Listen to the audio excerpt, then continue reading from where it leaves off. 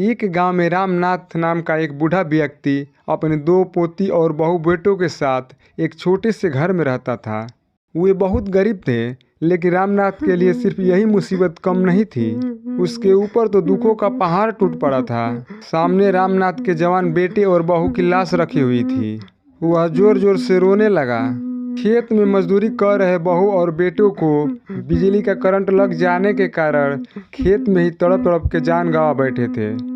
हे भगवान, हम गरीबों के साथ तुम ये कैसा अन्याय किया?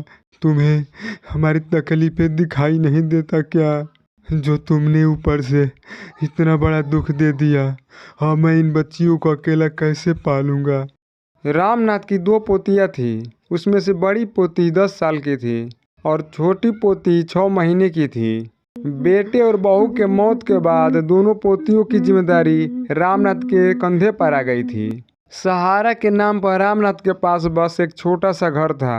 वह किसी तरह से अपने और अपने पोतियों का गुजारा चला रहा था। एक दिन रामनाथ के पास एक साहूकार आता है। अरे रामनाथ, तेरे बेटे ने कर्जा लिया था। तेरा बेटा नहीं है तो क्या कर्जा नहीं चुकाएगा? कर्जा? कौन सा कर्जा? मुझे कर्जे के बारे में कुछ भी नहीं मालूम है। पता कैसे चलेगा? पैसे जो देने पड़ेंगे। तेरे बेटे ने पूरे 10,000 रुपये लिए थे ये घर बनवाने के लिए। मालिक, आप तो जानते हैं कि बहू बेटे ने गुजर जाने के बाद दोनों पोतियों की जिम्मेदारी मेरे कंधे पर आ गई है। कुछ और दिन रुक जाइए, मैं तेरा सारा कर्जा चुका दूंगा। लेकिन साहूकार पर तो रामनाथ के कोई भी बातों का असर नहीं हो रहा था। उसने रामनाथ को घर से निकाल दिया।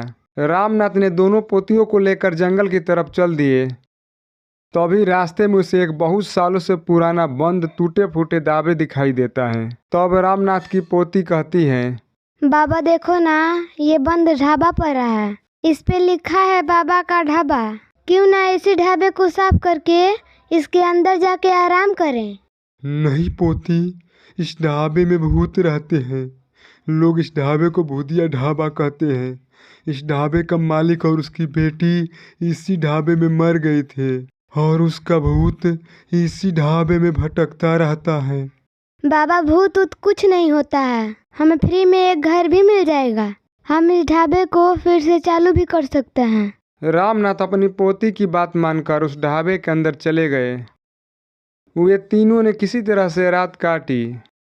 सुबह हुआ तो उन्होंने एक सेठ के पास जाकर कुछ पैसे मांगे और बाबा के ढाबा को साफ करके सुबह खाना बनाया और लोगों को आने का इंतजार करने लगे।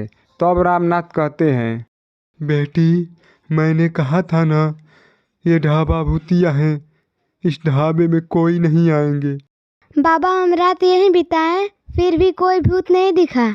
ऐसे ही रामनाथ अपने पोती से बातें कर रहे थे कि एक आदमी ढाबे पर आता है। रामनाथ उस आदमी को खाना देता है, लेकिन उस आदमी को खाना पसंद नहीं आया और कहने लगा, मैंने 20 साल पहले सुना था कि इस बाबा के ढाबा का खाना बहुत मशहूर होता है, पर खाने के बाद मेरा मन खराब हो गया।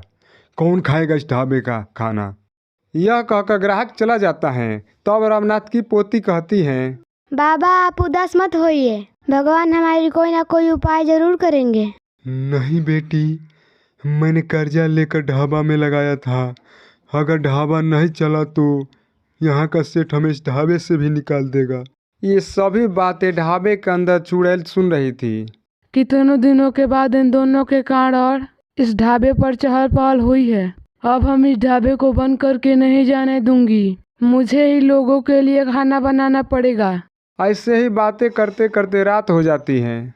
रामनाथ अपने दोनों पोतियों के साथ सो जाता है। चुड़ैल रात को खाना बनाने लगती है। अरे वाह वाह, कितनी अच्छी खुशबू आ रही है। लगता है खाना बहुत अच्छा बना है। सुबह रामनाथ और उनकी पोती उठते हैं तो हैरान हो जाते हैं। अरे ये खाना किसने बनाया?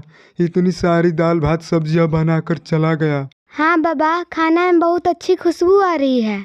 चलिए बाबा, हम खाना ले जाकर ग्राहक को खिलाते हैं। खाने में खुशबू इतनी अच्छी आ रही थी कि देखते ही देखते खाने वालों की भीड़ लग जाती है। अरे वाह वाह, खाने में कितनी खुशबू आ रही है। खाना खाकर तो मैं एकदम खुश हो गया। रामनाथ की आज अच्छी कमाई हो जाती है।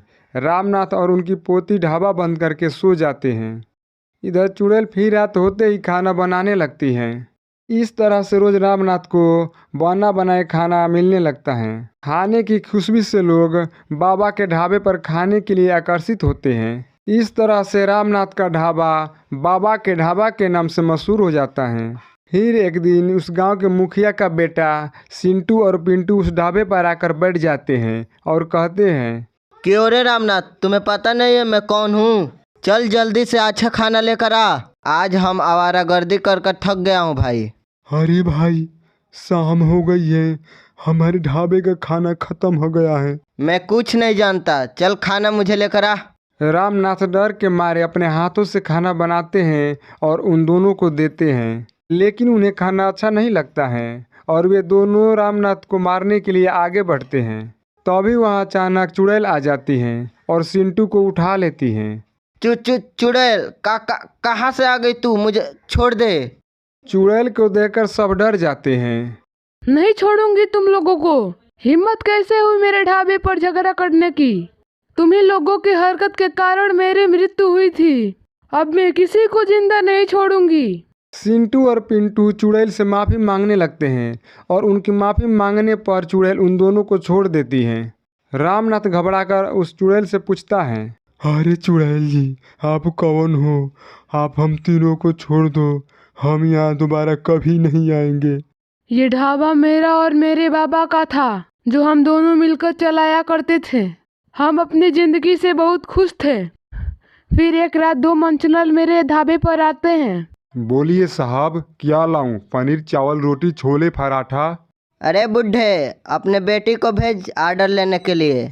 सही कह रहे हैं भाई, छमिया कितनी रसीली हैं। साहब, आप लोग बदतमीजी कर रहे हो, वे हमारी बेटी हैं। जाओ यहाँ से, जाओ। वे तुम्हारे लिए बेटी होगी, हमारे लिए तो छमिया है। छमिया भेज, नहीं तो ढाबा तोड़ देंगे। ऐसे ही शरारत करके उस आदमी को ढकेल देता है, जिससे उनकी मृत्यु हो जाती है। फिर वे दोनों लड़की के पास जाते हैं, लेकिन वे लड़की अपनी इज्जत बचाने के लिए खुदकुशी कर लेती है और वे दोनों वहाँ से भाग जाते हैं। यही है मेरी कहानी। तभी से मैं चुड़ैल बनकर भटक रही हूँ और मैंने ही रोज रात में तुम्हारे लिए खाना बनाती हूँ और मैं हमेशा बनाती रहूँगी। तुम यह ढाबा कभी बंद मत करना। ये मेरी और मेरी बाबा का आखिरी निशानी है।